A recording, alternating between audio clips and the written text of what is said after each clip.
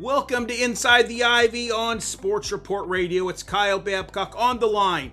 Here's a guy that's one of the top Cubs prospects. This guy is it in center field. I expect to see him in Wrigley Field within the next 3 to 4 years. This guy covers a lot of ground. He's got a great bat. I mean, he is the ultimate package. Brennen Davis, welcome to Inside the Ivy on Sports Report Radio. Hi, thank you. Thanks for having me. Oh, you're welcome. I mean, it was a pleasure to watch you last year in South Bend. I mean, watching you roam the outfield, I've got good video of you roaming the outfield, catching balls. You're fast, up at the plate, you got power. I mean, you were a second-round draft pick in 2018. Is that correct? Right out of high school? Yes. And you're from Arizona? I am. Chandler, Arizona. So you're not too far from Mesa, the spring training facility, right? About 25 minutes, so it's like a second home. Wow. Now, can you, let's say the off season, let's say it was a normal, let's say we didn't have this craziness going on right now, and I don't mean craziness in a derogatory way. I mean, with sports shutting down. I mean, can you go over and use the facility as a Cubs player, like in the off season?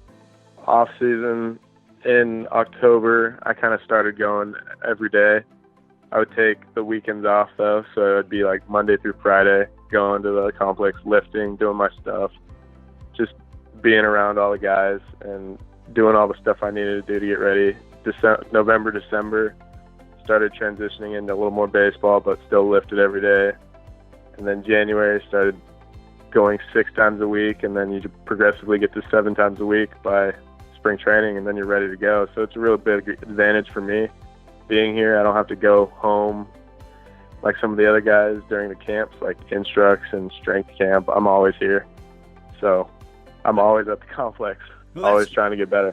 Well, that's good. I mean, are your buddies like from out of state saying, "Hey, Brennen, we're coming over. We're going to stay with you for, a couple weeks. We want to come over and check it out." I mean, are you getting all your buddies want to come over and have like a stay over, to be training there because these great facilities?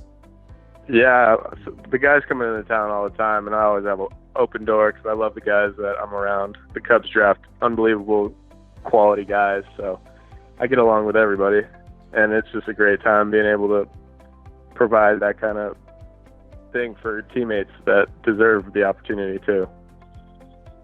Well, that's a really good answer, because what I've noticed with the Cubs through the years is they draft character guys, okay? Not only guys with good talent, but character guys, and you're obviously one of them because, I remember we were at the backfields last year because we typically go out every spring training. We saw you working hard in the backfields last year, and let's face it, it's probably not the easiest transition right out of high school to professional ball. Some of these guys go from college there, but how different was it for you just basically in your high school career and you're right there playing professional ball with sometimes guys that are 3, 4, 5 years older than you?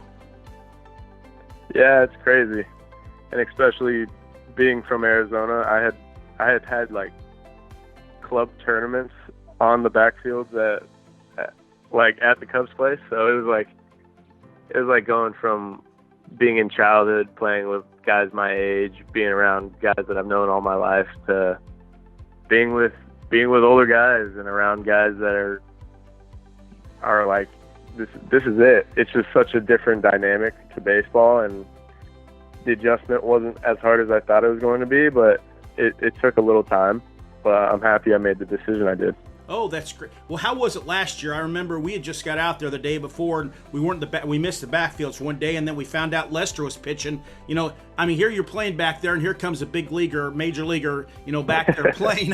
What was that like for you? Because being kind of a new guy drafted, and seeing these guys that are in their 30s that you see on television. Was that kind of surreal for you to see these guys like that?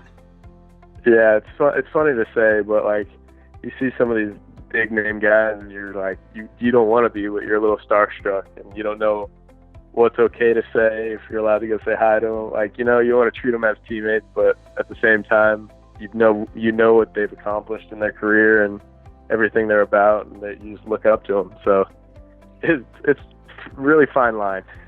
I'll bet. Well, Brennen, a little bit different with the Cubs. They've been really stockpiling pitchers the last few years, the organization had so many position players, Schwarbs and Bryant, I mean, so many guys that they took position players, and they kind of focused to pitchers, but it seems like now we're back to some position players.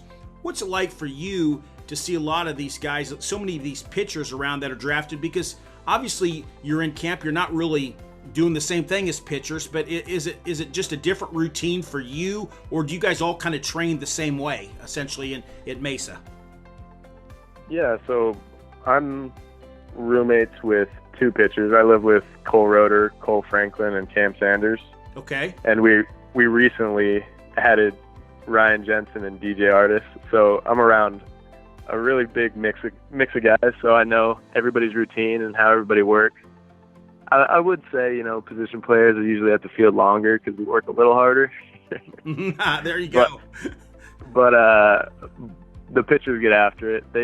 They're on a little different day than us. They can't do as much because once they're done throwing, they get their lift, they do their recovery, their arm care, and then they're out. But there's just so much more that us as position players can do: bunting, base running, BP, cage work, throwing the bases, stuff like that. Just all the little stuff that we have to make sure that we have right.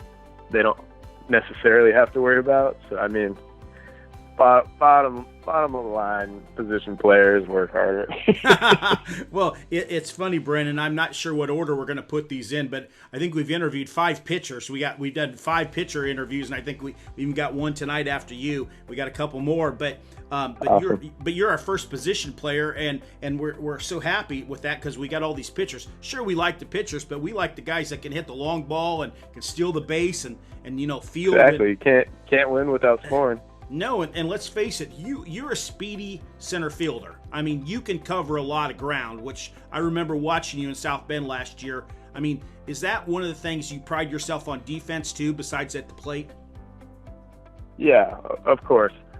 A coach growing up always told me that you're going to go into slumps hitting, but you can always control how aggressive you are on defense, always making sure to do little things right, and just your effort level.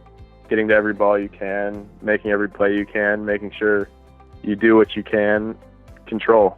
Because baseball is such a game of up and down. You just got to try to find the flat line, and defense is one of those things that I pride myself on keeping straight and trying not to dip below that line. Yeah, I mean, I've watched you, and I watched you in person, and we've been real impressed. But how are you feeling? I know you had a couple injuries last year, got hit a couple times at the plate. Are hands, everything? Are you feeling pretty good now? All back from the injuries? I am 100% ready to go. Have you ever dealt with injuries in your career, like maybe in high school before? Or was this something new you had to kind of deal with this year?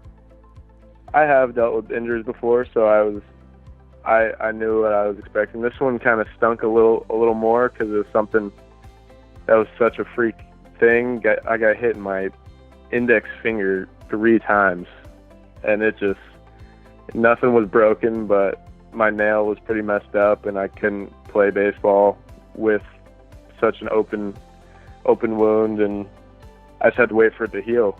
So I was like mentally ready to go, physically ready to go, but I just had one finger that wasn't, and it really stunk because I wanted to be out there going to war with my boys, especially because we were coming down to the wire trying to fight for a playoff spot, which we ended up getting. So that was unbelievable. I was so happy to be back in the playoffs, able to help the team.